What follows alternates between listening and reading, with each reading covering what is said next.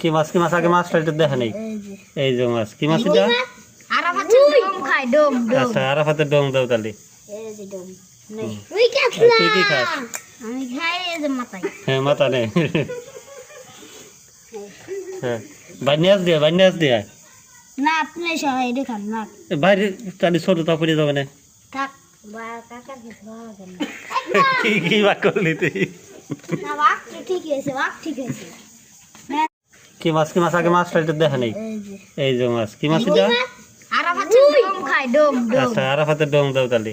এই যে ডোম নেই। তুই কি খাস?